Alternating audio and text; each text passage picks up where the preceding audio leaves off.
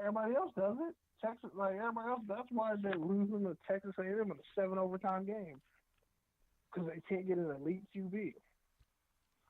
And if you don't have elite QB, you're not going to get elite receivers. That's their problem. The offense is they get good running backs, but their offense is broken.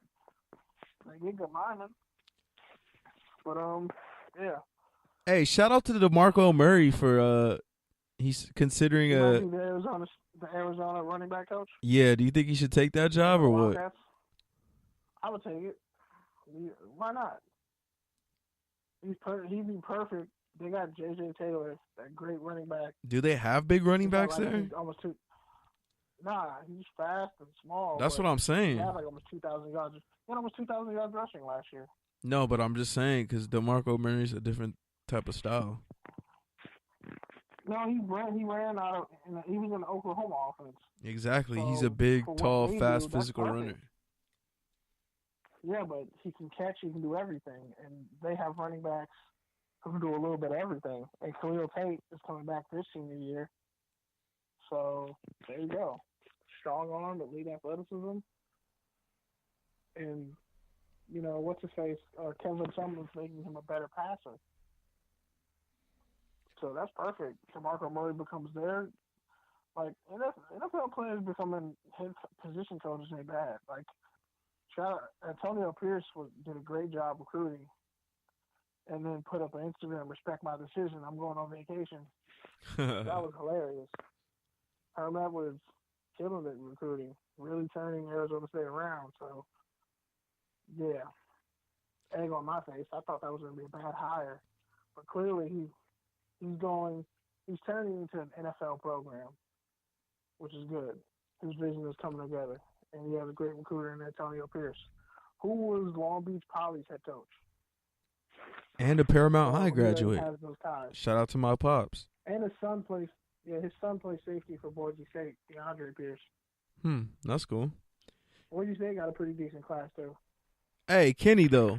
There's a couple things we have to address that are right up your alley that might make you upset. Let's go for it. First of all, Nathan Peterman signed with the Oakland Raiders. So you want to unpack that real quick? Oh, he's just going to be a great practice squad player. He's going to throw a bunch of pick sixes to Garyon Conley. And shout out to John Gruden for saying he was a second round pick and a ready-made NFL starter. Because guess what? He hasn't been that. He literally has had a game where his QB rating was lower than if he would have spiked the ball every single play.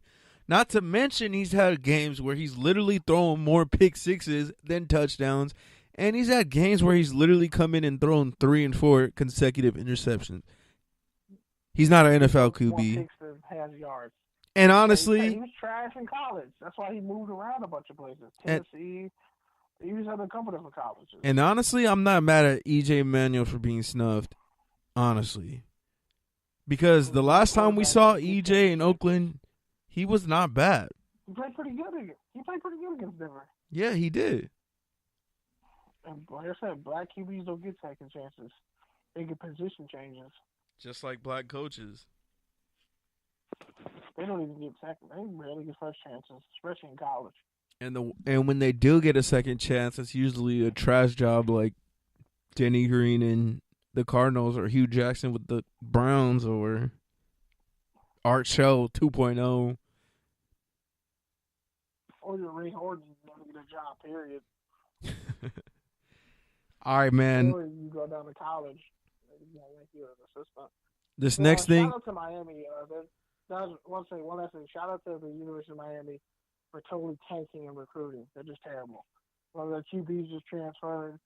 Luke Campbell, Uncle Luke, is on Twitter slandering them like, yo, Mark Griffin, they're losing recruits. They're not offering the best kids in the city.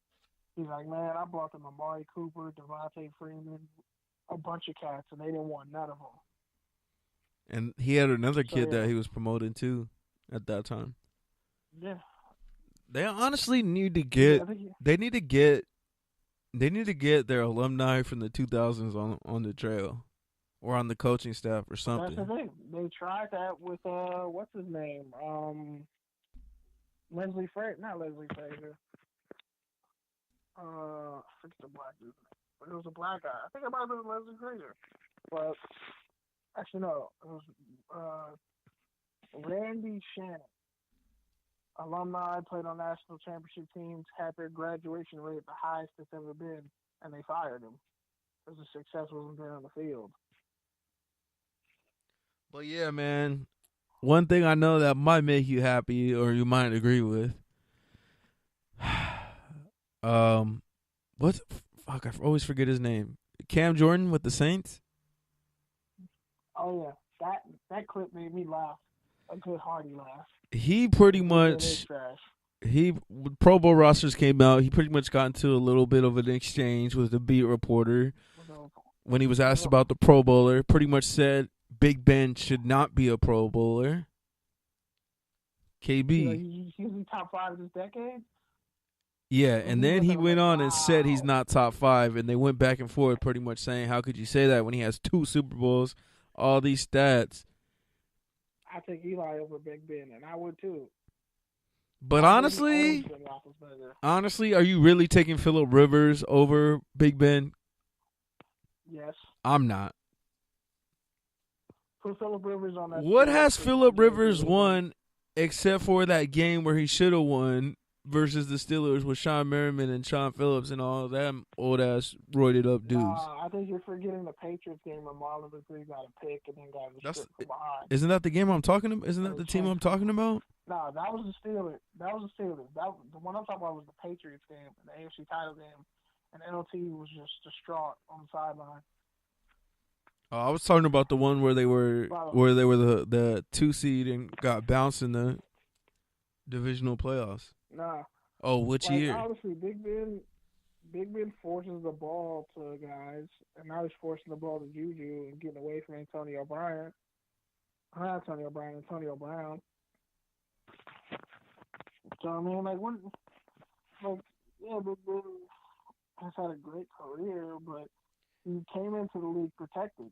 He went 15-1 as a rookie on a team that was ready and made to go to the playoffs.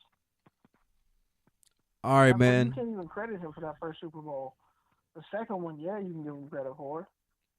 But even then, if Kurt Warner doesn't throw that pick on the goal line, it's a totally different game. No, that was the first one.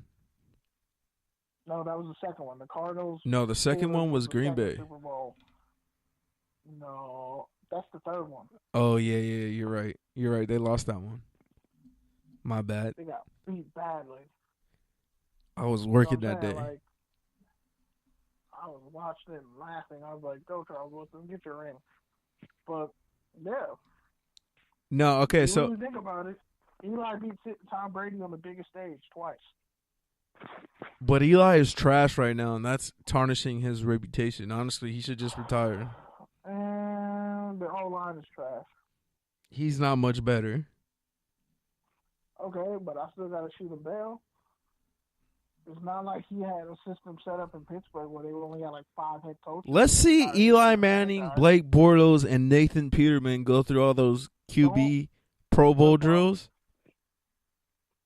Bro, Eli beat Tom Brady. I get it. Randy Moss. I get it. You can't like knock him for getting over the hump and owning Tom Brady forever and restoring dignity back to the Manning family. All right, man. I'm gonna bring everything full circle here, and then I'm gonna let you go. All right. So here it is. Yeah. Shout out to Drew Brees and Aaron. He literally went down the list. It was hilarious. Brees, Brady, Aaron, Phillip Rivers, Eli. Yeah.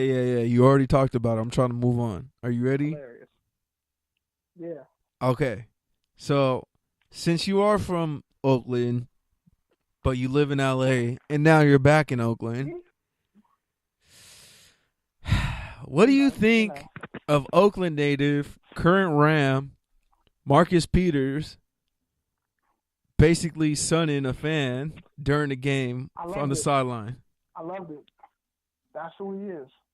He's from McClymonds High School. That's where my mom went to high school. They Yeah, don't play that there. yeah. If you didn't see the They don't play video, that in East some Oakland. some fan was heckling him, and Marcus Peters pretty much got out and called him out.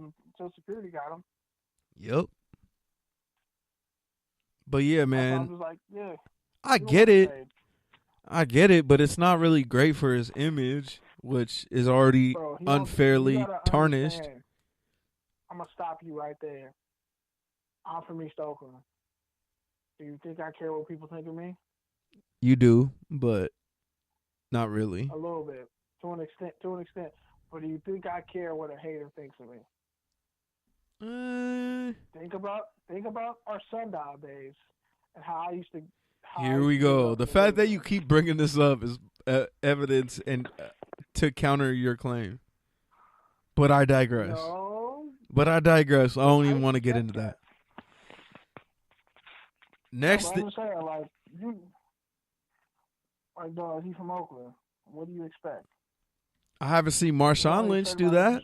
Marshawn Lynch ain't done that on the fan. That's because Marshawn Lynch is happy-go-lucky. If he get angry, you better call the National Guard. There's gonna be problems. Somebody he with gonna rile up. Marshawn's a happy-go-lucky cat until you get him angry. All right, man. Final note, pretty much. So, Amy Trask. Respect that man, Marcus Peters. Amy Trask, the godmother of the Raiders, former second in command, now current CBS analysis and commissioner of the Big Three. So shout out to her. One of the best follows on Twitter. Yeah. Pretty much, they asked her about the Raiders potentially playing their last game in Oakland and what they should do for the city. And you've already, voiced your idea for what they should do for the final season. But she said that they should reach out to all the different Raiders fans that are musicians, including Too Short, and she named a couple names I can't remember off the top of my head. But yeah, pretty much get an all-star celebrity cast and have a huge concert before they have a huge. Well, first of all, have a huge concert like outside the stadium tailgate, and have a bunch of Raider legends out there, and just have them out there just mingling with people, shaking hands, saying hello, what's good, play the game, and then after that, again, just let all the fans go onto the field, mingle with current players, current coaches, like say what's good, and just really thank the city. And even though it might cost a lot of money to have that huge scale production in the concert, that the Raiders, if they're smart, would invest that and give it back to the community. Your thoughts? Yeah, they should, but they won't, because the Raiders don't care about Oakland. Let me make that clear. They don't care about the city. Well, they're in an abusive relationship with the Bay Area. The city don't care about them either. And I mean the city, not the people. The city. Rightfully so. No, the politicians, but the fans made the Raiders what they are. Oh, well, not even. Beyond that, the community made the Raiders what they are. The culture made the Raiders what they are. Sorry about that. The Raiders are one of the few teams where their colors and logo and scheme are all based off the elements of the city, the culture of the people. That's why the Raiders are silver and black. That was all intentional. But yeah, man, I think it's a great idea, and honestly, I think they should get Guy Ferrari to cook, and honestly, get Ice Cube involved somehow, and I'll pull up. But yeah, man, I think Kenny dropped from the line, so it's all good. I mean, we were at a stopping point. I'm sure he had some other shit he wanted to say. But whatever, I did not hang up on him. Let the record show, I did not hang up on Kenny. His phone probably died. He probably ran out of minutes or some shit. I don't know. Not my bag. But I'll move on. First of all, man, there's some shit I got to talk about. Football analytics. For those of you who've listened to this podcast, you know I've had an ongoing saga with Pro Football Focus.